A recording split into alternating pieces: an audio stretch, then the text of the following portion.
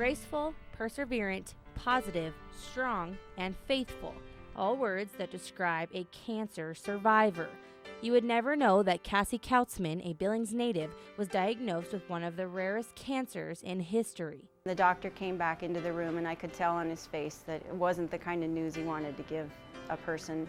And I made it easy on him and I said, if you're going to say it's cancer, it's okay. Within a couple of days I had surgery of my spinal cord to remove a softball-sized mass.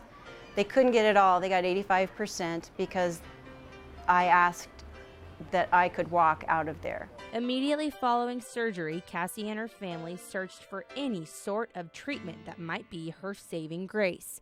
Cassie found a stage 1 clinical study and became the first human to undergo the drug. All you had to have was 12 weeks of life expectancy remaining, not be pregnant, have an incurable cancer that there was no other treatment available for, and be over 18. And I met all those conditions, sadly. Unfortunately, the doctors were not able to give her strong enough doses to shrink the cancer, which forced them to drop her from the study. The tumor had taken over again and grew to where I couldn't walk and I was losing organ function. For most, not being able to use their left foot would stop them from doing just about everything.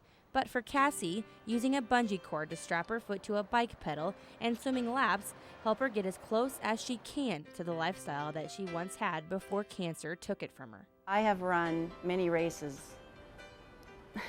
on the West Side track, and I just go back to being a teenager and, excuse me,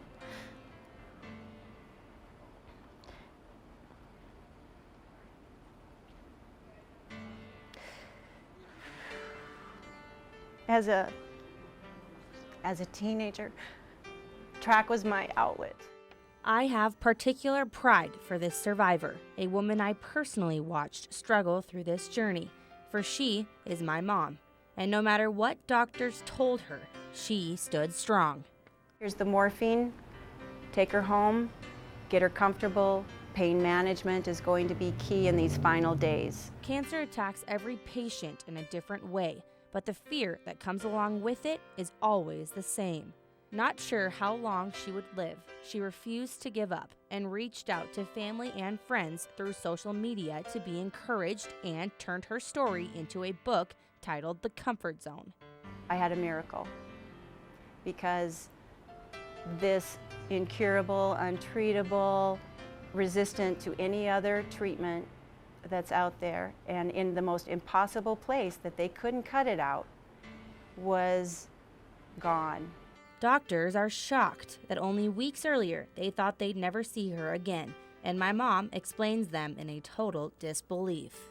They were just so happy that I wasn't going to die, that they go, we can't believe it. We just keep looking back and forth at my last PET scan, the one they had sent me home with, to this one, and they just said, it's gone. We have no idea where it went, but it's gone.